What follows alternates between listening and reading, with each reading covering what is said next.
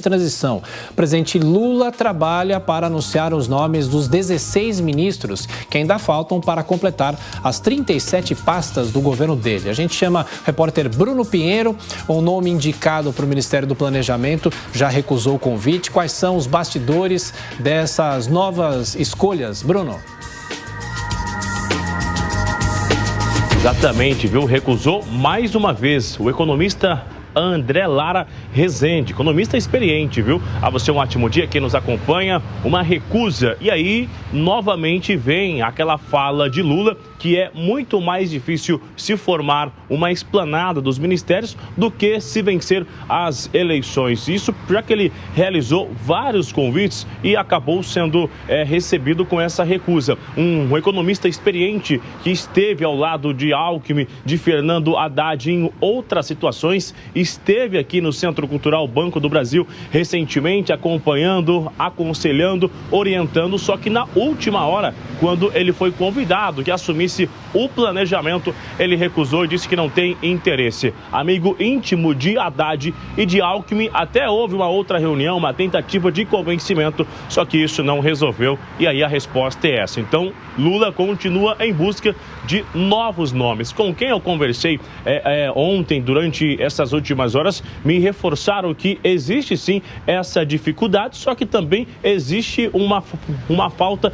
de honra, na verdade, já que alguns nomes, lá no início da campanha, no primeiro turno, já haviam recebido o convite, feito um certo compromisso, em caso de vitória, iriam assumir. Só que após a vitória, após finalizar as eleições, a equipe de Lula, eles abandonaram alguns nomes e fizeram o convite novamente a outros nomes. E aí ficou com essa incerteza. E na incerteza acabou gerando essa dificuldade. Entre idas e vindas e reuniões aqui na capital federal, existe uma resistência ainda. Exemplo, o nome de Geraldo Alckmin, que assumiu o Ministério das Indústrias, e essa não foi porque, segundo interlocutores, havia um consentimento de escolher Geraldo Alckmin. Isso foi justamente uma dificuldade, já que diversos empresários que receberam esse convite recusaram e a única forma foi de chamar Geraldo Alckmin. Então, a gente continua acompanhando essas reuniões e aguardando os novos nomes que serão anunciados. A expectativa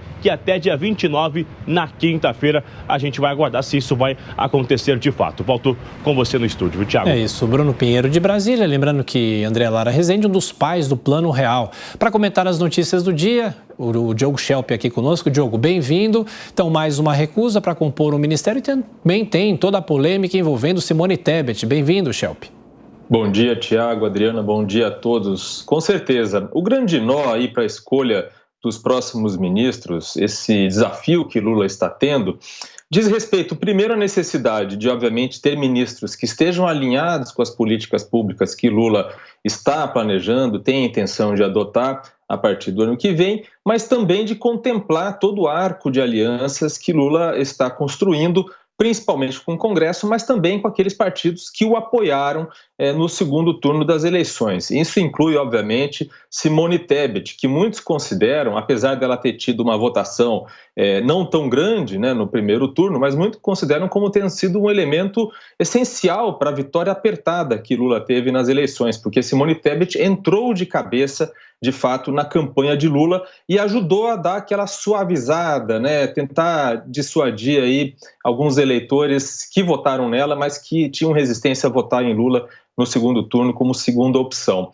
A questão é que Simone Tebet tem sido, enfim, cogitada para o próprio Ministério do Planejamento, esse que o Bruno explicou que teve aí algumas recusas, mas é um ministério que trabalha muito em conjunto com o Ministério da Fazenda, que será ocupado por Fernando Haddad. E alguns integrantes do PT consideram que há uma certa contradição na postura, nas visões de economia que Haddad e Simone Tebet têm. A Simone Tebet, ela tem uma visão mais liberal da economia. Então, isso poderia significar, por um lado, poderia dar um certo equilíbrio para as políticas econômicas do governo, inclusive para ter uma aceitação maior do mercado. Por outro lado, pode levar aí os dois a baterem cabeça em algumas questões. E a outra questão é que nas negociações de bastidores, Simone Tebet está pleiteando um Ministério do Planejamento, se for esse o mesmo, a indicação que ela vem a receber de Lula, mais turbinado, digamos assim.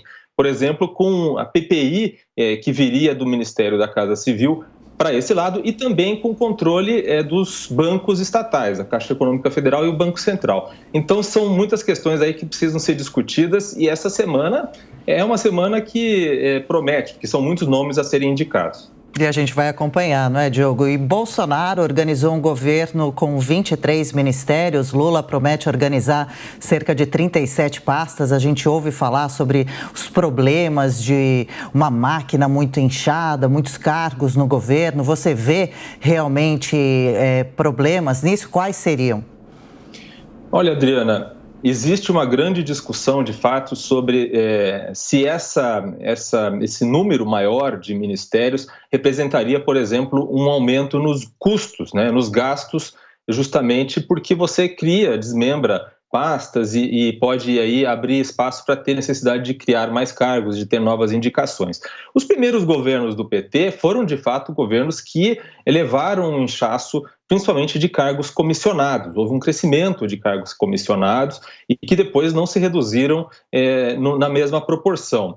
Mas há outros que dizem que os aumentos que possam vir a ter, quer dizer, porque as funções que atualmente são desempenhadas por um único ministério passariam a ser desempenhadas por 2 ministérios e que não haveria tanta necessidade assim de aumentar custos. O próprio orçamento acaba sendo dividido, né, os orçamentos para esses ministérios. E eles consideram que mesmo os pequenos aumentos que possam vir a ter compensariam o fato de que um ministério maior, né, mais ministérios, justamente dão essa diversidade, essa ideia, essa cara de frente ampla que o governo Lula pretende dar. Então, há aí uma defesa de que os objetivos atingidos compensariam alguns custos a mais que seriam, enfim, inevitáveis por esse aumento de número de ministérios. Agora são